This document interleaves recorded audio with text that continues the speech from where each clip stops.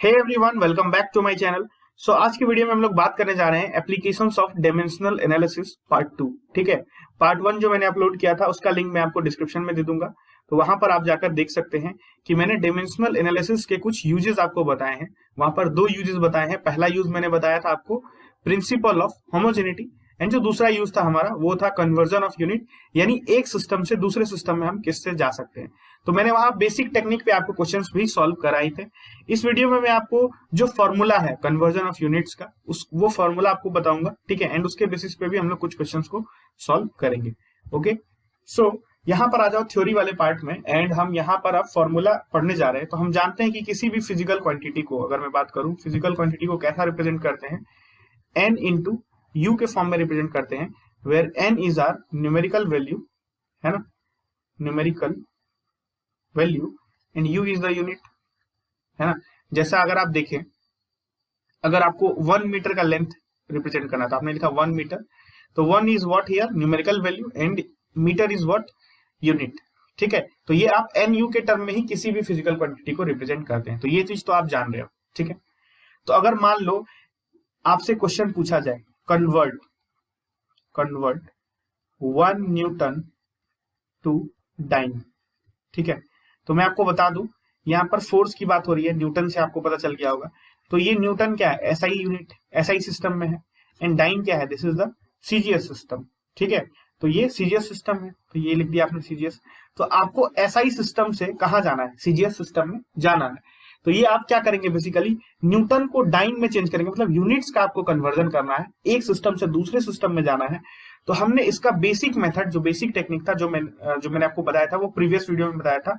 ठीक है, यहां पर क्या फॉर्मूला आप अप्लाई करेंगे ताकि ये क्वेश्चन आपको बन जाए। ठीक है, तो ये आपको मैं बताने जा रहा हूं कि कौन सा फॉर्मूला यहाँ पे अप्लाई होगा।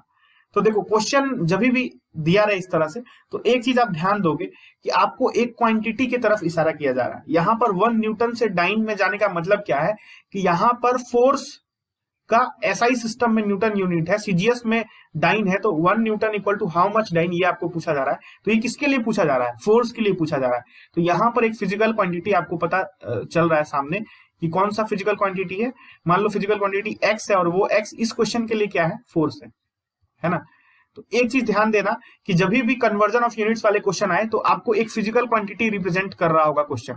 यहां पर आप यूनिट देखकर ही अंदाजा लगा लिया आपने कि ये क्या है, बताओ, फोर्स को रिप्रेजेंट किया जा रहा है यहाँ पर। ठीक है, तो अब देखो, एक क्वेश्चन जब भी क्वेश्चन रहेगा तो उसमें आप ध्यान देंगे कि फिजिकल क्वांटिटी आपको रिप्रेजेंट किया जाएगा, एंड उसका डायमेंशन आपको पता रहना चाहिए। जो फॉर्मूला हम यूज करेंगे उसके लिए आपको उसका डायमेंशन पता रहना चाहिए। तो अगर हम फोर्स की बात करें तो फोर्स का डायमेंशन क्या होता है, बताओ। तो ये हम लोग यहाँ पे लिख लेते हैं mL/-2, है ना। अब देखो, हम फॉर्मूला यूज करेंगे, लेकिन थोड़ा सा आप वेट करो। ठीक है, मैं पहले आपको प्रैक्टिकली करके दिखाऊंगा सारी चीजें, उसके बाद में आपको एट द एंड आपको फॉर्मूला बताऊंगा। ठीक है, तो ये देखो, एसआई सिस्टम है ये हमारा सीजीएस सिस्टम है। तो आप क्या करेंगे, देखो, इधर आप लिख लिया आपने एसआई, इधर लिख लिया आपने सीजीएस, एंड यहां पर आप करोगे ऐसे, देखो M1L1T1। ठीक है, थोड़ा सा वेट करो, थोड़ा सा आपको अजीब लगेगा अभी मैं क्या कर रहा हूं, बट आपको समझ जरूर आएगा, पूरा वीडियो देखना, जरूर समझ आएगा। ठीक है, सीजीएस में भी आप इस तरह से करेंगे, यहां पर लिखेंगे आप M2L2T2। ठीक है, ये आपने इस तरीके से लिख लिया।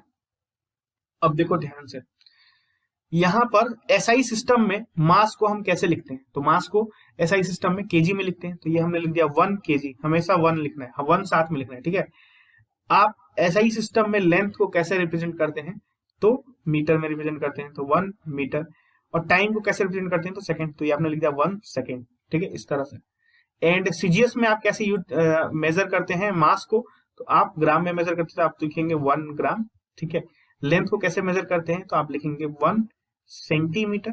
एंड टाइम को कैसे मेजर करते हैं, दैट इज 1 सेकेंड। ये आपने यहां तक लिख लिया। तो देखो, ये फॉर्मूला वाला टेक्निक मैं आपको बता रहा हूँ, बेसिक टेक्निक मैंने आपको प्रीवियस वीडियो में बताया था, ये मैं आपको बार बार कह रहा हूँ। तो आप देखो फॉर्मूला किस तरह से अप्लाई करेंगे, अभी फॉर्मूला मैंने आपको बताया नहीं है, पहले मैं पूरा बना दूंगा, देन आपको एट द एंड आपको फॉर्मूला बताऊंगा। ठीक है, तो देखो, ये हमने लिख दिया इस तरह से। तो जब भी आपको जब क्वेश्चन दिया रहा है, जैसे 1 न्यूटन टू डाइन दिया हुआ है, मान लो नेक्स्ट क्वेश्चन में अगर ऐसा लू 1 joule to erg, convert 1 joule to erg. ठीक है, तो आप क्या करेंगे, एक तरफ लिखेंगे SI, joule is the SI, है ना, एंड अर्ज इज द सीजीएस, तो उस तरह से। एंड देन यहाँ पे M1 L1 T1, M2 L2 T2, and आप एसआई में जिस तरह से मास लेंथ टाइप को डिनोट करते हैं वैसा यहाँ लिख देंगे, एंड सीजीएस में जिस तरह से डिनोट करते हैं ऐसा लिख देंगे। अब इतना लिखने के बाद आपको क्या करना है, ठीक है, इतना लिखने के बाद आपको क्या करना है, तो आप देखो ध्यान से, थोड़ा सा मैं यहाँ जगह बनाने के लिए इन सारी चीजों को, इधर वाला चीज है, थोड़ा सा मैं इसको इरेज कर देता हूँ, ठीक है, फिर मैं आपको बताता हूँ क्या आपको करना है।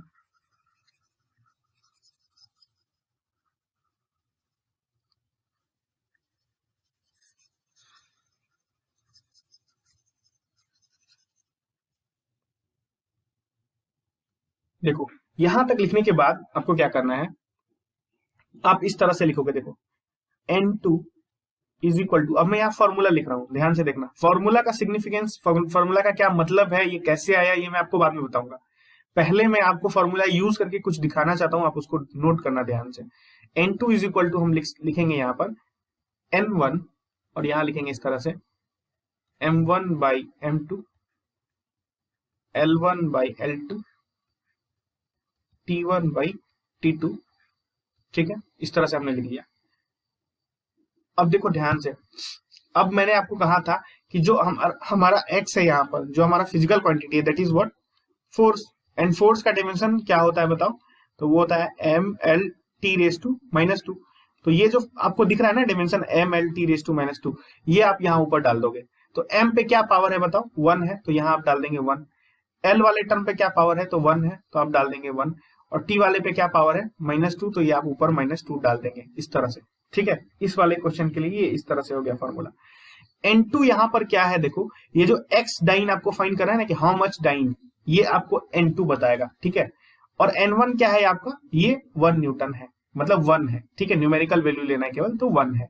तो अब आप लिखेंगे इस फॉर्मूला को देख के, ठीक है, यहाँ से N2 is equal to, N1 की जगह क्या है आपका 1 है, तो आप लिख देंगे 1, ठीक है, एंड ऐसा आपने बंद किया, M1 by M2, M1 is what 1 kg, है ना, एंड बाई 1 ग्राम, तो ये आप लिखेंगे 1 kg बाई 1 ग्राम, इस तरह से इसका पावर 1, ठीक है। L1 बाई L2, तो L1 क्या आपका बताओ 1 मीटर, और L2 क्या 1 सेंटीमीटर, तो आप लिखेंगे 1 मीटर बाई 1 सेंटीमीटर, एंड इसका भी पावर क्या लेना है, हमें 1 लेना है, चूंकि हम फोर्स के बारे में बात करें इसीलिए इसका डायमेंशन ही यूज करेंगे, ठीक है, 1। एंड उसके बाद T1 बाई T2, तो ये 1 सेकेंड बाई 1 सेकेंड, है ना, तो ये इस तरह से 1 सेकेंड बाई 1 सेकेंड, इसका पावर -2, ये इस तरह से आपने कर लिया। अब देखो ध्यान से एक चीज, अब इन चीजों को आप सॉल्व करो, यहां पर केजी को चेंज कर दो ग्राम में, मीटर को चेंज कर दो सेंटीमीटर में, एंड आपको N2 का वैल्यू तब फाइंड हो जाएगा। तो अगर मैं यहाँ पे थोड़ा सा कंजेस्टेड हो गया, थोड़ा सा हटा के यहाँ से लिखूं, देखो इस वाले पार्ट को मैं यहाँ अलग कर देता हूँ, ठीक है, तो यहाँ से लिखो N2 इज इक्वल टू, ये 1 आपने लिख दिया यहाँ पर, 1 kg इक्वल टू क्या हो गया 1000 ग्राम, तो ये मैंने लिख दिया 10⁻3, है ना, तो और नीचे ग्राम ग्राम कैंसिल हो गया, तो 10⁻3 का पावर 1, तो ये 10⁻3 ही आ गया, है ना, इस तरीके से। एंड ये 1 मीटर, तो 1 मीटर की जगह आप क्या लिख सकते हैं 100 सेंटीमीटर, तो 100 सेंटीमीटर, सेंटीमीटर सेंटीमीटर कैंसिल हो जाएगा, तो ये क्या बच गया 100, यानी 10⁻2, तो ये आपने लिख दिया 10⁻2, एंड उसका पावर 1 ही था, तो इसीलिए 10⁻2 ही रह गया, और ये तो आपका क्या हो गया, कैंसिल हो गया, ठीक है। सेकंड वाला तो कैंसिल हो गया, तो ये तो पूरा खत्म हो गया। अब देखो ध्यान से, तो N2 आपके सामने क्या आ गया 10⁵ आ गया, ठीक है, N2 आपके सामने क्या आ गया 10⁵ आ गया। अब देखो ध्यान से, तो यही हम फाइंड करना चाहते थे। अगर एंड देन अब आपसे यहाँ कोई पूछे कि 1 newton is equal to how much dyne, तो आप बोलेंगे 10⁵ डाइन, ठीक है, ये बोलेंगे आप। तो ये N2 है आपका बेसिकली, और ये क्या है आपका N1 है। तो अब आप समझ रहे होंगे कि ये मैंने N2 N1 का वैल्यू किस तरह से पुट किया। तो इतना चीज आप समझने के बाद अब मैं आपको फॉर्मूला बताऊंगा, ठीक है, तो मेक श्योर कि आप इन चीज को पहले नोट कर ले। अब जो एक्चुअल फॉर्मूला है एंड फॉर्मूला का क्या मतलब है, क्यों इस तरह से लिखा गया ये फॉर्मूला एक्चुअल में, एंड क्यों इस तरह से लिखा गया ये मैं आपको बताऊंगा, ठीक है। तो इसको मैं पूरा इरेज कर देता हूं अब, ठीक है। तो अब देखो ध्यान से, हम जानते हैं जैसे अगर हमने निकाला यहाँ पे 1 newton is equal to 10⁵ dyne, ये हम लिख सकते हैं, या अगर आप इस तरह से लिखे 1 metre is equal to 100 centimetre, तो ये देखो एक्चुअल में इधर की बात करें अगर हम ये दोनों की, ठीक है, ऊपर वाले हम इसकी बात कर रहे हैं, देखो तो यहाँ पर फोर्स की बात हो रही है basically, and 1 newton is equal to 10 to the power 5 dyne. तो बात किसकी हो रही है? फोर्स की ही बात हो रही है यहाँ पर, है ना। बस ये दो अलग अलग सिस्टम ऑफ यूनिट्स में लिखे गए हैं। यहाँ पर क्या हो रहा है? लेंथ का बात हो रहा है ना। बस दो अलग अलग सिस्टम में लिखे गए, एक मीटर में लिखा गया, एक सेंटीमीटर में लिखा गया है। तो बेसिकली कोई भी फिजिकल क्वांटिटी, अगर कोई भी फिजिकल क्वांटिटी, दुनिया जहान की कोई भी फिजिकल क्वांटिटी को आप इस तरह से लिख सकते हैं, एक सिस्टम से दूसरे सिस्टम में लिख सकते हैं। आप लिख सकते हैं N1U1 इक्वल टू N2U2, है ना। नहीं लिख सकते? देखो N1U1 N2U2, है ना, इस तरह से आप लिख सकते हैं ना। तो आप किसी भी फिजिकल क्वांटिटी को दो अलग अलग सिस्टम ऑफ यूनिट्स में लिख रहे हैं, तो आप इस तरह से उसके बीच का रिलेशन लिख सकते हैं, N1U1 is equal to N2U2, ठीक है। तो अगर आपको मान लो जैसे इस वाले केस में हम अगर न्यूटन वाला केस लें, तो अगर 1 न्यूटन इज इक्वल टू आपसे पूछा गया हाउ मच, एंड यहाँ लिख दिया गया डाइन, कितना डाइन होगा, है ना, यहाँ पर आपको पूछा गया। तो बेसिकली आपको N2 का वैल्यू फाइंड करने के लिए पूछा गया। तो आपको जो भी क्वेश्चंस आएंगे कन्वर्जन ऑफ यूनिट्स में, वहां पर आपको N2 का वैल्यू पूछा जाएगा। क्या पूछा जाएगा? N2 का वैल्यू पूछा जाएगा, और भी कुछ चीजें पूछी जाएंगी, तो वो हम लोग क्वेश्चन के थ्रू कवर कर लेंगे, ठीक है। तो अभी आपको ये समझना है कि N2 का वैल्यू मोस्टली 99% केसेस में N2 का वैल्यू ही पूछा जाएगा। तो अगर आप इस फॉर्मूला को देख के N2 के बारे में लिखें, तो आप क्या लिख सकते हैं? N2 is equal to N1U1 by U2, ये लिख सकते हैं N1, और ये क्या लिखेंगे? U1 by U2। ये इस तरह से आपने लिख दिया, है ना, लिख सकते हैं। तो ये आपने लिख दिया N2 इक्वल्स टू, अब देखो ध्यान से, N2 is equal to N1। अब आप U1 की जगह लिखना चाहें, अगर मैं इसको इरेज कर दूं, थोड़ा सा मैं इसको इरेज कर दे रहा हूं यहाँ नीचे वाले पार्ट को, ठीक है। एंड अगर आप समझो यहां से, अगर आप U1 के बारे में लिखे, U1 के बारे में, तो मान लो एक सिस्टम में उसका डायमेंशन इस तरह से है, M1 L1 T1 का power A B C, and दूसरे सिस्टम में उसका U2 वाले, इस वाले सिस्टम में उसका जो डायमेंशन है वो इस तरह से है, M2 L2 T2 A B C, इस तरह से, ठीक है। तो आप U1 की जगह क्या लिख सकते हैं? ये पूरा लिख सकते हैं, है ना, और U2 की जगह पे क्या लिख सकते हैं? ये पूरा लिख सकते हैं। तो अगर आप जब ये पूरा लिखेंगे तो ये आपको इस तरह से आ जाएगा, M1 बाई M2, ठीक है, का power A, L1 by L2 का power B, and T1 by T2 का पावर C। तो ये फॉर्मूला यहां से आया है actually, N1U1 equal to N2U2, यहां से ये फॉर्मूला आपको डिराइव होकर के आया है। एंड ये ABC क्या वैल्यू होगा? जिस क्वांटिटी के बारे में बात हो रही है, जैसे यहाँ फोर्स के बारे में बात हो रही है, तो ABC क्या होगा? ये फोर्स का डायमेंशन होगा, है ना। जैसे फोर्स का डायमेंशन हमने लिखा था ना, MLT⁻², तो यहाँ पर A क्या है? 1, B क्या है? 1, और C क्या है? -2। तो ये हम ABC यहाँ इस तरह से डालेंगे, ठीक है। तो ये आपका एक्चुअल फॉर्मूला है, N2 equal to N1, M1 by M2, L1 by L2, T1 by T2। तो अब इसके रिगार्डिंग में आपको कुछ क्वेश्चन सॉल्व करा देता हूं, ठीक है, देन आपके लिए आसान हो जाएगा ये फॉर्मूला को और भी ज्यादा समझना, ओके। जो क्वेश्चन मैंने यहाँ पे लिया है सॉल्व करने के लिए, आप देखो क्वेश्चन आपके सामने है, in CGS system the magnitude of force is 100 times, ठीक है। तो यहाँ पे भी आपको फोर्स के बारे में ही चर्चा किया गया है बेसिकली। तो आप कह सकते हैं कि सीजीएस सिस्टम में बताया गया आपको कि मैग्नीट्यूड ऑफ फोर्स 100 टाइम लिया गया है, ठीक है, 100 टाइम्स, ठीक है। In another system where the fundamental physical quantities are kilogram, metre and minute, find the magnitude of force. वहां पे फोर्स का मैग्नीट्यूड क्या होगा? तो देखो, एक सिस्टम से दूसरे सिस्टम में आपको जाना है। मैंने बताया था कि एक सिस्टम जो होगा, पहला वाला वो नोन सिस्टम होगा, दूसरा वाला जो होगा वो अननोन सिस्टम होगा। तो देखो यहाँ पर ये जो आप सीजीएस वाला जो है आपका, इसमें फोर्स कितना लेना है? 100 डाइन्स लेना है। यानी आपको क्या दिया हुआ है बताओ? N1 की वैल्यू दी हुई है 100 डाइन्स, ठीक है। उस केस में क्या दिया हुआ था बताओ? 1 न्यूटन दिया हुआ था। इस केस में क्या है? 100 डाइन्स है, ठीक है। पिछले वाले क्वेश्चन में 1 न्यूटन दिया हुआ था, कन्वर्ट 1 न्यूटन टू डाइन्स, यहाँ पर 100 डाइन्स आपको दिया हुआ है। तो ये N1 की वैल्यू दी हुई है, ठीक है। और आपको एक सिस्टम से, किससे? सीजीएस से आपको कहाँ जाना है? एक न्यू सिस्टम में जाना है, दूसरे सिस्टम में जाना है। This is the new system, and इस सीजीएस सिस्टम से न्यू सिस्टम में जो आपको जाना है, तो आप यहाँ लिखोगे क्या? M1 L1 T1, एंड यहाँ आप क्या लिखेंगे? M2 L2 T2, इस तरीके से। एंड ये M1 सीजीएस में क्या लिखेंगे आप बताओ? तो आप लिखेंगे ग्राम, है ना। मास किस में लेते हैं? सीजीएस में ग्राम। L1 क्या लिखेंगे? सेंटीमीटर, एंड टाइम क्या लिखेंगे आप? सेकंड में लिखेंगे। न्यू सिस्टम में आप जो है मास को किस में लिखेंगे, इसमें आपको दिया हुआ केजी को केजी में लिखना है न्यू सिस्टम में, है ना, तो वहां पे आप मास लिखेंगे 1 केजी, और लेंथ को वहां पे मीटर में लिखना है, तो ये आप लेंथ को लिखेंगे 1 मीटर, और टाइम को वहां मिनट में लिखना है। देखो तो ये जो न्यू सिस्टम है इसमें टाइम को यहाँ मिनट में लिखना है, ठीक है, सेकंड में नहीं लिखना है। तो ये आपने इस तरह से लिख लिया। एंड बात किसकी हो रही है, कौन सा फिजिकल क्वांटिटी है, तो दिस इज फोर्स, एंड जिसका आपको क्या है बताओ, डायमेंशन ml(T)⁻², यानी A1 है, B1 है, और C क्या है, -2 है, ठीक है। तो अब ये चीज आप देख लिया आपने, तो आप फॉर्मूला यूज करेंगे, जो नॉर्मल फॉर्मूला हमने पढ़ा हुआ है उसको आप यूज करेंगे, एंड देन वैल्यू पुट करके आंसर फाइंड कर लेंगे। तो अब देखो मैं इसको इरेज कर देता हूँ, ठीक है, एंड देन जो फॉर्मूला है मैं उसको लिख देता हूँ। हमने क्या पढ़ा हुआ है, N2 = N1, एंड पढ़ा हुआ है क्या, M1/M2, L1/L2, T1/T2, है ना, इस तरीके से।